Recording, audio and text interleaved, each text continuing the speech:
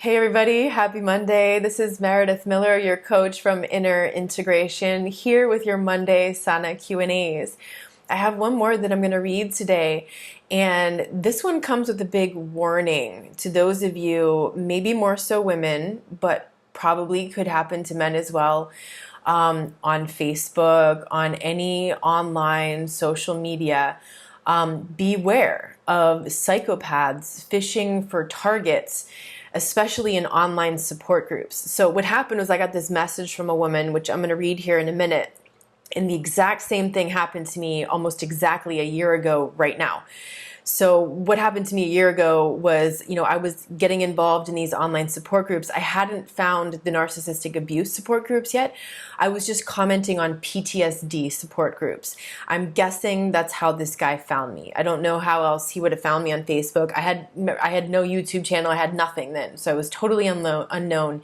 He had to have found me on the PTSD support groups, right? And so you want to be aware of this with all support groups online, with all support groups in person, the 12-step groups. There's a movie, you can watch it on Amazon and on Vimeo.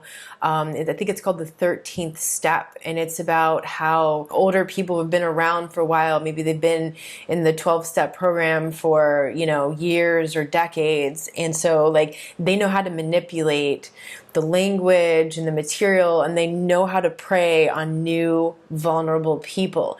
So be aware, not everyone in support groups is like this, but be aware that there are sharks in those groups because they smell blood. There is blood, there's fresh blood, there's vulnerable, suffering people in those groups. And so they know exactly how to latch onto you. And, I want to really bring this up because when I read this woman's message, I had this deja vu about this guy who sent me messages. I went back into my messenger from a year ago to sift through these, only to find that Facebook scrubbed his messages. I have a screenshot of it, and it just says, and there were messages there. There were multiple messages a year ago. And then it says, the preview has been removed because this person's Facebook profile hasn't been validated. And it's that doesn't make any sense because his profile was up and working. There was minimal stuff on there, but it was up and working. So I don't know what happened, but for some reason Facebook scrubbed them. I'm going to read this message now. It was literally almost like we met the same person. The guy gave her a little bit of a different scenario, but it was basically the same exact scenario. And that was the most eerie thing. So I want to warn you because there are people out there doing this. So the woman said to me, I'm in a spot of bother and not knowing how to deal with this person at all. We've been chatting online for only a few days, and I need to somehow end it. I looked at a few articles about breaking up with psychopaths. I think this guy is one. However, they only talk about leaving long-term relationships. I've only known this guy for a few days and already don't know how to get out safely. He seems to be in the military and gets around with a big gun in Afghanistan. He retires from service shortly. I don't want to rile him up and end up dead. I've never experienced love bombing so extreme, severe, and immediate. It's frightening. So this guy wrote her a message. I'm just going to extract pieces, Keep in mind, they have known each other a few days online, okay? I'm happy with you, and my heart beats strongly for you. I do not want this feeling to ever stop. I want it to last for the rest of my life here on earth. Why I asked for your email is for us to have a more constant communication, which I believe is necessary for us at this time of our friendship. I believe you are that special woman I've been searching for, that woman who completes my life. And I've come to the end of, I have come to the end of being a single man. I want you to know that I'm a disciplined and responsible man. I believe in one man, one woman relationship, and I know how to double date. When I love completely with my whole heart, body, and soul. I give you my heart, blah, blah, blah. I want us to commit the best of our ability and make this relationship grow stronger every new day. I promise to be honest and sincere. I promise to never cheat, blah, blah, blah. I always have this beautiful smile on my face every time I think about you. What guy actually says that, right? I haven't, what military guy, right? I haven't felt this way for any woman since the death of my late wife. I must let you know that you are the closest person to my heart right now, and no matter the distance between us, you will remain attached to my heart. I wish you a wonderful day and successful week ahead. Like, I kid you not, that's almost the exact same messages I got from him. The guy that contacted me was stationed somewhere in the Middle East. I can't remember if he said Afghanistan or if he revealed where he was. He was somewhere high up. I don't know if he was a colonel or whatever. And he was widowed by his wife, and he had 2 daughters, and it was so hard for him and his daughters. And his daughters were in a government boarding school, entrusted into the state of the government. It was, the words he used, and, playing the pity card, right? The pity ploy, the sob story, right? And as Dr. Martha Stout describes in her book, The Sociopath Next Door, that's the first thing that the sociopath or the psychopath leads with. A pity ploy sob story.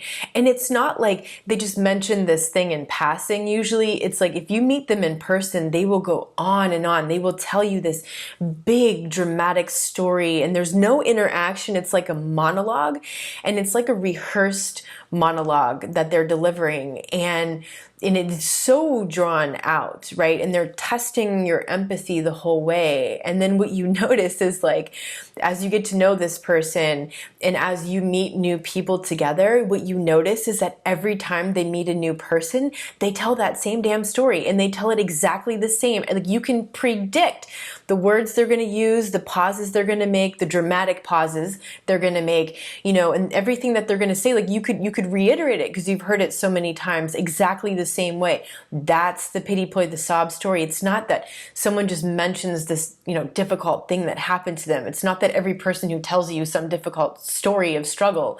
No. People who are not playing the pity ploy are like, yeah, this horrible thing happened to me, and this is what I did, to overcome it, and this is the help that I'm seeking right now, or yeah, I totally get you because I went through that same thing, and fuck those people, right? No, this is a whole different thing. This is sort of like the monologue thing, which could be a little bit harder to notice when we're talking online, right? So what you'll notice is that they don't get to deliver the whole monologue when they're writing you like an email or something like that. But you will notice that they keep coming back to this, and it's like, and I have never felt so strongly about anyone since my late wife died. In that juxtaposition of, now you need to be the savior because feel bad for me, my wife died, and I've never felt like this about anybody. It's a total lie. That person doesn't actually feel anything like that. Men don't connect with their feelings like that generally. Generally, men connect with their feelings through physicality. Usually, a man will need to have physical contact and sexual contact with someone before they really develop those feelings, right? Women, we can come up with all kinds of feelings, through writing and pen pal sorts of relationships, or just seeing somebody like that. And so he knows that, right? And so he's playing upon that, and he's trying to tell you all these words to trick you. So be very careful, one, who you accept on your friends list, because you could get these random things. And I know this is hard. It's like, well, if you don't have any friends in common, or you don't know about this person, or their profile is pretty hidden, publicly, so you don't really get an idea of who they are, be cautious about who you accept in your friends list. And the moment you start to realize that person is toxic, delete and block them. Number 2, be careful what you reveal to new people that you meet online, even in the support groups, because they're on like a probation period. You want to make sure they are who they are. There's mutual support here, and this isn't a person trying to deceive you, to play you. It could be a situation of, someone like this who's like romantically playing on that, but it could also just be a situation of like a friend, right, playing on that, and they're actually using you in some sort of way. So be cautious and know that these sorts of psychopaths that are targeting people online, they're looking for someone who sounds lonely and alone, right? Because lonely is one thing and alone is another thing. They're looking for someone who's lonely and alone, and they're testing with their words like that to see what you respond to. Like, are you like, I'm so happy to hear those words. No one has ever said those words to me, or, oh, thank God. Like, I felt like that with my ex and he turned out to be awful. And, oh, it's so nice to hear these words. Be very careful. Like, when I read these words now, I read it and I just want to puke because it's so superficial and false. It's not sincere. It's not genuine. So look out for flattery language, because toxic people always use flattery. Flattery sounds different than a compliment. It's not that when people compliment you, they're being toxic. A genuine compliment, and I've done videos on this before too, is when people tell you something they genuinely feel and they're not waiting or expecting for anything in return. It's not like they're waiting for you to say the same thing, or they want you to say something to pump them up, or they want you like for like, like you scratch my back and I'll scratch yours. That's not a compliment. A compliment is something genuinely and freely given as you feel it. You just say it and that's it. You just put it out there and that's it. Flattery is when someone is love bombing you, and what they're doing is they're saying things and they're watching your reaction and they're trying to get you to soften. And as you soften into that flattery because it sounds good to you, because if you're not tuned in, you can't distinguish, right, the superficiality of the flattery from a genuine feeling compliment, right? As you get better and better at this, your radar, your intuition starts differentiating these, and it can pick it up right away, right? It just sounds empty and frivolous, right? As you get to become a ninja of this, but you really want to tune into that, and notice the difference. Notice the difference in the language and the feeling that these people are conveying. And with the flattery, what they're doing is they're getting you slowly to transfer your approval to them.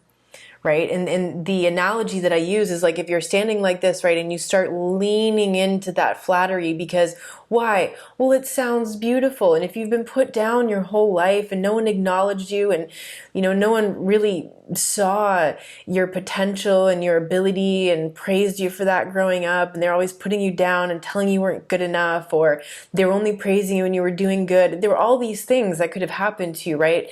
That makes this love bombing sound so good because it fills that hole, the void of that core toxic loneliness from the childhood wound.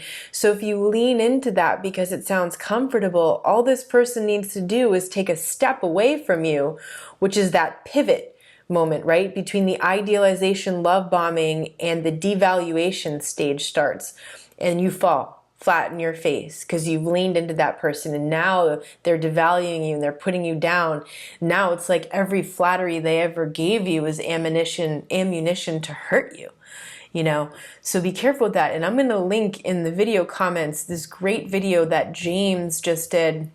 Actually, I think it was a couple weeks ago, but I just saw it today. It popped up in my feed on love bombing and the CPTSD connection, why that's so powerful, why the love bombing was so powerful. James's channel is called Be Good 4000. It's all one word, but I'm going to put that link to this video in the description below. So how to end it, right? How to end it now with the psychopath online. I would simply stop responding immediately. You owe him nothing. You owe him no explanation or anything like that. A year ago, I ended up calling that guy out. I was like, yeah, I just don't really feel that your words are genuine. I'm not going to reveal, this or that about myself. I don't feel like you're being genuine. And he buggered off because he knew that I saw through him. He wasn't going to get what he wanted. But in your case, I didn't know then what I know now, right? I didn't know even the power of no contact. I would just stop responding to him. I would delete him and block him so that he can't continue to send you messages or, peruse your Facebook or stalk you in any way. And just be done with it, and then stop sending, energy in that direction. Recognize where he hooked you, right? And it's probably the loneliness factor. It's probably like he saw you in some, support network online, and something you wrote, and he was like, bingo, that smells like blood, and then the shark came out, right? Something like that. So reverse engineer that, trace back to the moment of vulnerability where he caught on to you, and then now you know how to keep yourself safer moving forward, and just don't even respond to those kinds of people from the beginning. If you feel like taking that to another level, you could contact Facebook and alert them of his profile, which is probably what somebody else did about that guy who messaged me last year.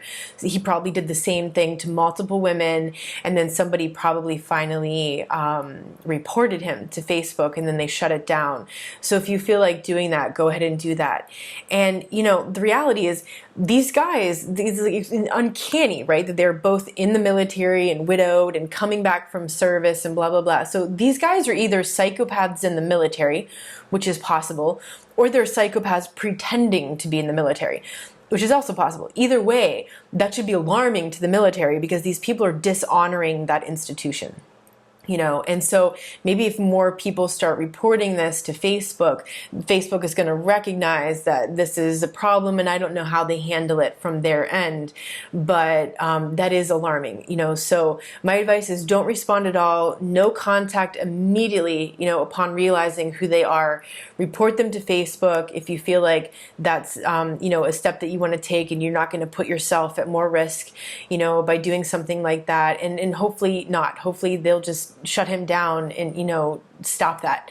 And check out James's video on love bombing, because that's how he hooked you. It's the CPTSD from the past, from old relationships, from childhood probably, and it's why he was able to hone in on you and start to feed that core loneliness. That's the wound that you want to fix, that you want to heal, and you do that through self-care. Check out my video on self-care as the way to heal the self-love deficit, the codependency, right? And why it's so powerful, why it's so powerful to heal those patterns. So I'm sending a big hug to you.